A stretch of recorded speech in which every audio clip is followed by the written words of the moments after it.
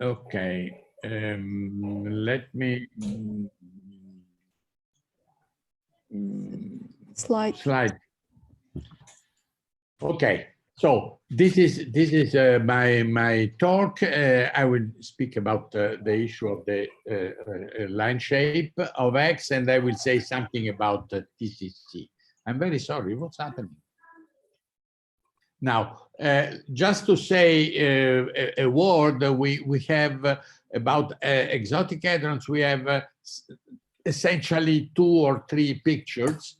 Essentially, the main difference is in the first case, which is hadron molecule, which is been described by many people. You think that they are made by 2 colorless hadrons, which are bound by, so to say, nuclear forces. These forces due to the exchange of color singlet particles. This is like nuclei. So nuclei made by mesons. The other possibility instead is that, like mesons, they are confined objects bound by QCD forces, and in particular, d-quark, anti-diquark is one of the possibilities. There are then another picture, which is sort of sometimes supported in the Born-Oppenheimer approximation, which is called hadrocharmonium. That is, we are referring now to hidden charm hadrons. You have a core of a charm-anti-charm, say in color octet, and then the color octet is screened by a cloud of light quarks. That's a different, always in this case is a QCD forces.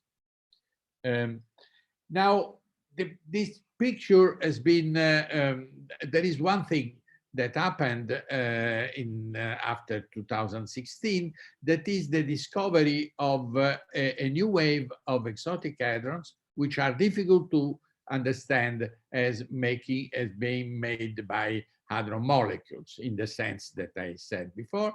The first was the J-psi-Phi resonances discovered by LHCb in 2016. You see on the left-hand side top several structures, and I will not discuss that, but they have 4 structures. Then in 2020, the DJ-psi spectrum was observed to be non-trivial with resonances that are in the J-psi, 2 J-psi channel. And then just last year, 2 strange hidden charm and strange resonances has been observed, one by BES3, ZCS 3985, and the other one by LHCb ZCS 4003. It's a problem of mass. They could even be the same resonance, but as LHCb notices, the widths are totally different. So I would claim that these are 2 different particles. So we have 2 strange mesons to accommodate. And there is no sensible way to make these hadrons as pion exchange forces. You have to do other things. In particular, models have been applied where you say that the molecular model is held by forces, phenomenological forces, say it's color SU3 singlets, etc. But I don't think these have a lot of you can do that, but I'm not particularly happy with that. On the other hand, these kind of exotics arise very naturally as belonging to the family of quark anti-quark, diquark anti-diquark, bound by color in color singlets. And but there is one point which is very important. That is that in this latter case, the compact tetraquark, this particle should fall into complete multiplets or flavor SU3, like mesons and baryons. And in addition, the mass differences should be determined by the scale of the quark mass difference, strange minus non-strange quark. And we try to see if the ZCS, the two ZCS can fit into this picture with the previous exotic resonances discovered, and in fact, they seem to do. In fact, we found two solutions, but I refer to the first solution only, in which the ZCS 4003 is put in a nonet together with the 3872, well known, and the lowest J-Psi-Phi resonance, the 4140. Already in 2016, we had predicted that this strange tetraquark would appear halfway between the 4140 and 3872, and the prediction was 4010. And as you see, this prediction is satisfied very nicely within 7 MeV. In that case, the other one should go with the ZC 3900. And then you make a prediction of an SS bar state, X SS bar, which is the analog of the 4140, but with negative charge conjugation at 4076. And you can predict various decays. I must say that judging from the mass difference between strange quark and non-strange quark, the 3982 is a little bit too low in mass with respect to 3900. And similarly, LHCb has another resonance with a not well-specified quantum number, but that could be a ZCS 4220. And that is a little bit too heavy to go with the other nonet that is to be there, the nonet which has a basis, the ZC 4020. In other words, we expected the companion of 3900 to be a little bit higher, and at about 4038, and we expected the companion of 4020 a little bit lower at 4160. And I just want to say that if you have a mixing between these two, the mixing will push one up and the other down, and that could be the good solution for this problem. But I will not go with that, and we'll go now to the main line of my talk. I would start with recalling you that in BDK, you naturally produce a state with the 4 quarks, which is the product of the spectator quark, the result of the weak decay, and then an additional pair out of the sea of quark antiquarks. And you have two possibilities for the final state. One is that the little quark from the C couples to the C bar and makes a color singlet, and the Q bar coupled to the C quark and makes again a color singlet. And this is the solution that will lead you to the star D bar. And the other is that instead they pair in a different way. The Q bar pairs with the C bar and the Q with the C, and then therefore they would make a D-quark anti-diquark color singlet that then after that it would decay, of course, in the star D bar if phase space allows. Now the real point is how can we distinguish between these two, and a lot of work has been done, in a sense indicated by an very early paper by Steve Weinberg that in fact addressed a similar thing. And he addressed something that is very curious in nuclear physics. He addressed the problem to say whether the deuteron is a bound state of proton-neutron, as we all believe, or if it is, in fact, the reflection of an elementary particle, a dibaryon, an elementary particle, X. And how could one see the difference? And you see that this is very similar to the problem that I just stated. Now, I will just give you a very simple sketch of Weinberg's argument translated to QCD. You first, you imagine that your elementary particles, or so to say, are the bound states, the color-confined bound states that could be charmonia in the hidden charm sector, could be charmonia, and also could be a continuum of the star-D-bar states. So you have discrete spectrum, charmonia, and continuum spectrum, D star. Of course, if tetraquarks are there, they would go into the class of charmonia. That is, they would make another part of a spectrum, of discrete spectrum. So the states, if you neglect all interactions between these particles, the states would be made by discrete energy state, which I indicated as CC, and eventually charmonia, and eventually tetraquark, if they are there, and a continuum of charm meson pairs, and that is that.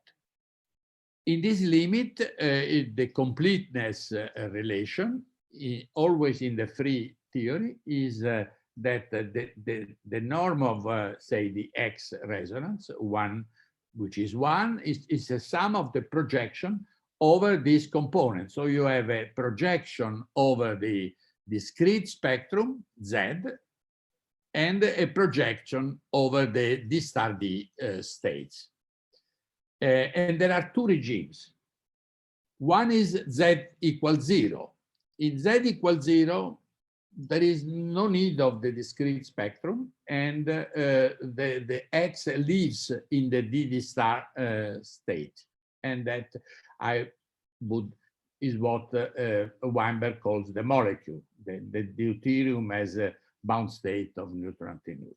But if Z is different from 0, that means that some compact state, discrete state, must exist. You cannot live only in the D star D-bar continuum. And could that be charmonia? Well, in the case of the X3872, I find it difficult to believe, because the charmonia have decays that have been studied and that conserve isospin to a good degree. There is even more recent data from LHCb that show that, while we know that the decay of the X violates strongly isospin, because it has a decay into rho and omega, which are not so different. So I would say that if in the case of X you find that Z different from 0, then you must conclude that there is a part of the spectrum which is discrete tetraquark. That would be my conclusion. Now, I want just to give you another pair of formulae that Weinberg gives and that are the basis of our discussion. One is the scattering amplitude for the star D-bar, that near threshold can be developed into a power series of the momentum, and it contains to this order two parameters, which are the effective, the scattering amplitude, K0, and the effective range, R0. And what Weinberg finds is a relation that connects K0 and R0 to Z, which is the crucial quantity. And these are written here. These are valid for a shallow resonance, that is a resonance which is very close to threshold. And of course, there are corrections say of order 1 of m pi in the case of the deuteron, of the order of the range of the forces in the case of molecules that are unspecified here. So this is a leading term relation, and the kappa to the -1 is the so-called binding energy, is the difference between the mass of X and the mass of the threshold, d star D. So these are the parameters that you have to determine from X3872 and TCC line shape, and that you have to compare with this formula. Of course, in the molecular case, one expects Z equals 0, but and then you would say, well, then there is a no-leading term of order 1 of m pi in the case of the deuteron. But we discovered a very nice theorem by Landau and Smorodinsky. This theorem is hidden into the solutions of problems in the Landau-Lifshitz, and it's given without any demonstration. And it has been, there is a very nice demonstration in an old paper by Hans Bethe of 1949, and it is taken back in our paper. And this says that in any case, whatever this analysis of Z, etc., for a molecule that is a state bound by nuclear forces or pion exchange forces, R0 has to be positive. And this is the crucial point. You can see from the previous formula that if Z is different from 0, R0 is negative. It's written in this formula. But the theorem guarantees that for the molecule for which Z is equal to 0, the unspecified correction in Weinberg's analysis is in any case R0 positive. So now this is a situation for the line shape of the X. The X is seen to decay into J psi pi plus pi minus, and this is the momentum that the energy that we analyze. The threshold for d star 0, d bar 0 is just in the middle of the line shape, and d star plus, d minus is at higher energy. I think I skipped a slide. Let me consider this slide. How you get from what you see, which is the essentially Breit-Wigner or Flatte form of the line shape, and the scattering amplitude of the star D. And you see that if E is just the kinetic energy, that is E is k squared over 2 mu, then this formula goes directly into that, apart from factors of normalization. And this is why from the line shape, you can deduce K0 and R0 by comparing that to the parametrization of the line shape given by Flatte or Breit-Wigner formula. And what we did is that if you find from the fit of the parameters for the 3872, you find a value of R0 which is negative. I will discuss in a moment an error analysis, and more reasonably, I think we can give an upper bound of minus 1.6 Fermi and minus 5.3 Fermi. This I showed you already. And let me give you some element of the calculation. This is the Breit-Wigner formula that I gave you before, but now I have specified here the dependence of the imaginary part, which arises from the final state d0, d star 0, which is inside the line shape, And another thing which would be imaginary if the charger would be inside the line shape, but since the charger mode is higher than the line shape, then this in fact is a real part, because there is an imaginary part coming from the square root, and then imaginary unit coming from the I, which is in front. And so in the denominator, therefore, you forget about the gammas that are due to the other decays, which are irrelevant to our case, and you derive the value of K0 and R0. And as I said, you find here minus 534 Fermi. However, this depends from the determination of this constant G, LHCb, but as I will show you, as it is shown by LHCb, this constant has a very large error. And this is shown here in this figure. What is plotted here is the change in negative likelihood of the fit as a function of EF, which is what I call the M0X, and as a function of G LHCb. And you see that on the side of large GLHCb, the likelihood distribution is very shallow. So in fact, on GLHCb, you have only the 0.108, which is the best fit, can be considered as a lower bound, but in fact, it can go to very high term. And so the term in the radius, which depended as 1 over GLC, can go to 0. And this is why we got we got this previous result. We got that minus 5.3 is a lower bound, and we have an upper bound of minus 1.7 Fermi. Now, let's very briefly, I go to the T plus CC. I will skip this slide, which says how the mass has been determined in the tetraquark picture.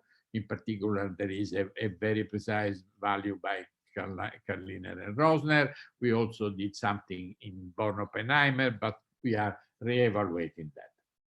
And so this is the line shape of TCC, which you have seen just in the previous talk. Again, there are two thresholds. The green line is the threshold for D star plus D0, which is well inside the line shape, and the other one is the mass of the D star 0 D plus, which is above the one. So again, you have in the denominator, you have two contributions. This is the reduced mass of the plus D star plus D0, and this is the reduced mass of the other one. And the delta, which is the difference between these two thresholds, is now smaller, 1.7 MeV. And if you apply the previous formula, we find something like minus 3.4 Fermi. Mikasenko made a more complicated and sophisticated analysis. One of his results is R0 minus 3.7 Fermi, that you see agrees very well. So we can say that there is a negative value as an upper bound, and then there is a lower limit, which is given by LHCb in his paper, about minus 11 Fermi. I have asked Mikasenko to show you the figures that appear in his very recent analysis. He makes a parametrization in terms of what he calls X, which is just 1 minus Z, and which is related to the R0 by this formula. And K0 is what is called the scattering length, which also is determined independently. And this is the figure that he gives in terms of X. You see that X is of course, between 1 and 0, like Z. X, in a way, is the probability for compositeness, so to say. And this probability can arrive to 0.91 in this case, 0.64 in this case, and you have around 0.3 downstairs. And if I translate this in R0, I find this interval. But I have to make a comment about this X, and then I'm through. The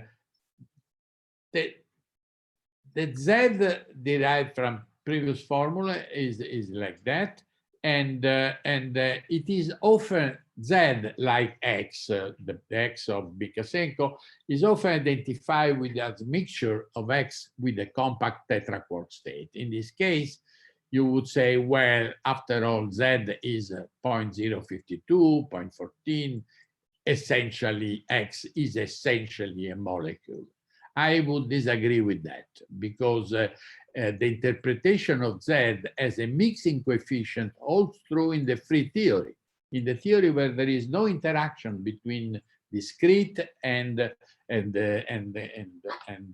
d-study states. And if you introduce these interactions, then the vector state, the state vector corresponding to the compact state will be renormalized, and Z will be scaled by an unknown factor.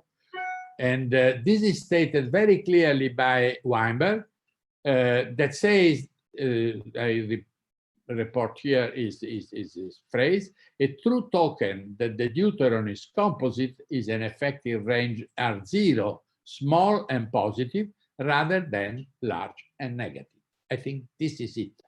And in another place, Weinberg says an elementary deuteron would have Z between 0 and 1 without specifying what is the magnitude. In other words, the magnitude is not is something that we cannot determine. The real point is to determine where Z is different from 0, and or in other words, if R0 is negative without of the error. In fact, if you find Z between 0 and 1, you cannot say anything about the existence of bound states in the interaction DD star. The interaction could be driven by compact state only and be consistent with no bound molecule at all. You don't know at this point. There could be molecule, there could be no molecule, but you know that there is a tetraquark state which has the same quantum number as your X resonance. I finished. I conclude by a summary with my summary about R0. As I said, R0, the R0 positive is the realm of composite states, molecules, and the deuteron sits there, R0 1.75. X3872, there are several measurements. One is by Baru et al., which starts from -2 and arrives up to -0.1. There is our determination that our analysis of LHCb data, which, as I said, gives you an R0 which is lower than -1.6 up to -0.53. There is an analysis for TCC of LHCb that goes from 0 to -11.9, and I don't put into this figure the Bikasenko value, which would be something like -3 and to -11, similar. And my estimate that I presented here is that R0 for TCC is from -3.4 to -11.9. There are claims that by modifying this analysis and make it more complex, you can get to some positive value of R0. I had no time to review that. It seems there is no consensus yet, I think. But it seems that this could be a promising road to make a quantitative assessment in the end of the nature of X. 3872 and TCC. Thank you very much. Many thanks. It's very interesting and informative. And I think we have comments from Christoph. Hi, Luciano. Thank you very much for this very nice talk and for perfectly setting the stage for this afternoon's discussion. I think our disagreements we better discuss after my talk and therefore in the discussion session. I would just like to highlight the three main important points where we disagree, just to have it set under recording, because there will not be a recording in the discussion session. The first thing is this Z needs to be exactly 0 for this state to be a molecule. Here one has to keep in mind that not only the extractions of R and A come with an uncertainty, but as one can see from the derivation of the Weimar criterion, already the value of Z itself comes with an uncertainty.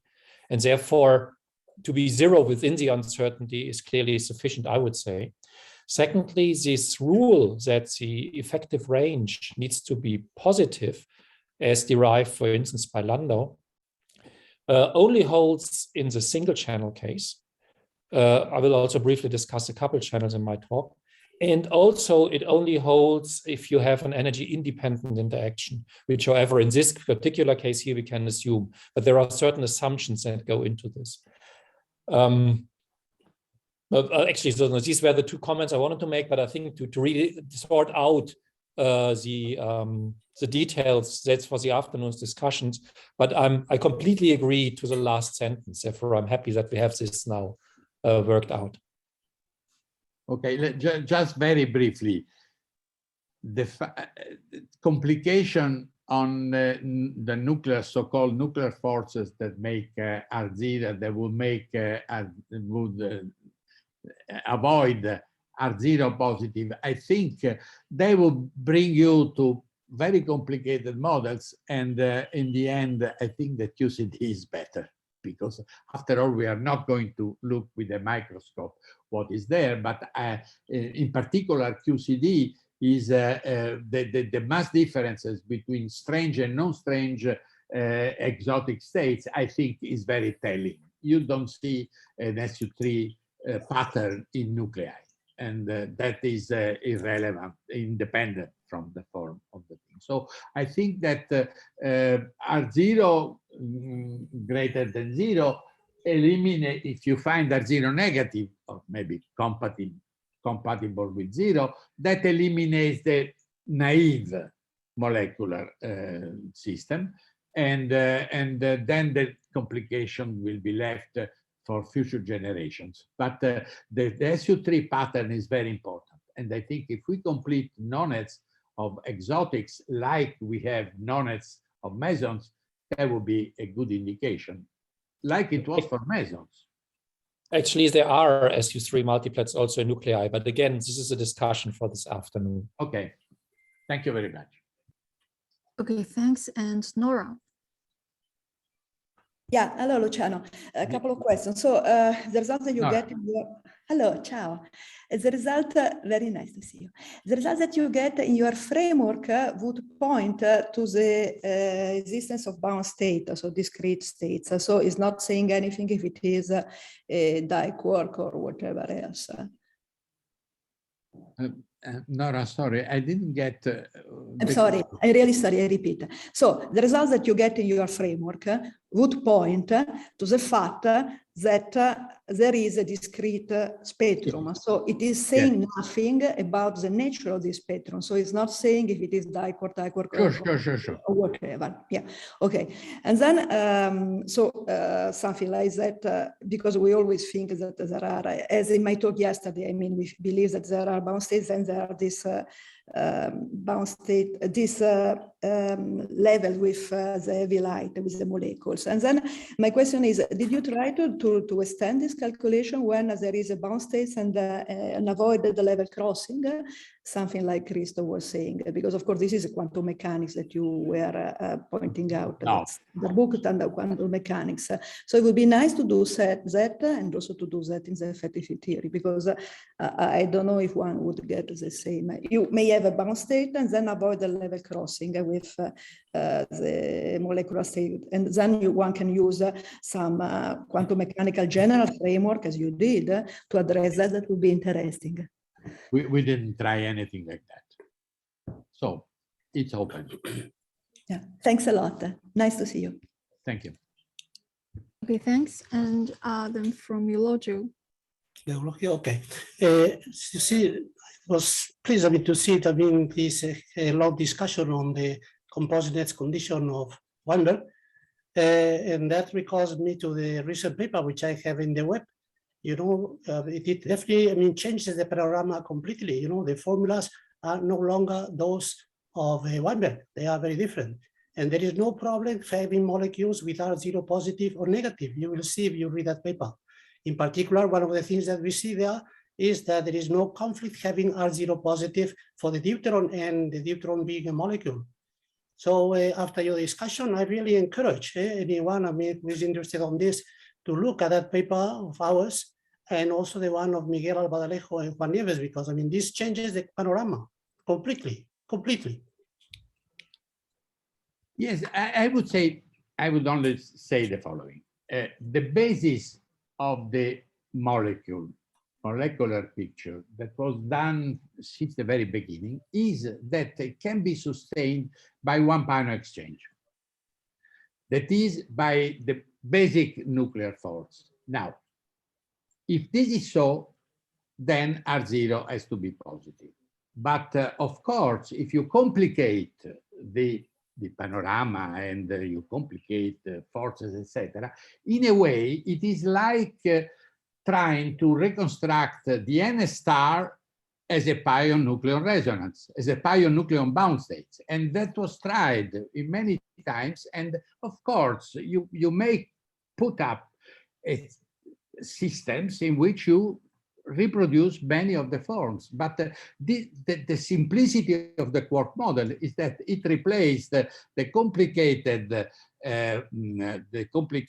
pion nucleon forces needed to make resonance with a 3-quark model. And in fact, I would even go further. It's clear that if you try to describe the exotic states as a complicated superposition of color singlet, you will succeed, because of course the color singlet states make a complete system in the state, but you will have to have very complicated forces between color singlets that reproduce the quark model, which is very simple. This is my point. You know, I have to disagree with that, because, you know, I have a paper with Leon Randai, and in which, I mean, we looked there also at the compositeness of the baryons, you know, and then we found that these quark models, I mean, the excited resonances, they are genuine states. They are not molecular states. I mean, so it works even for that, you know. I mean, I don't know. I mean, this argument I cannot, because I have seen with my own eyes that it really doesn't hold. You cannot, I mean, produce as molecules most of the resonances which I mean come from the quark model. Okay, we will discuss that in the okay, fine. I mean, we can discuss further.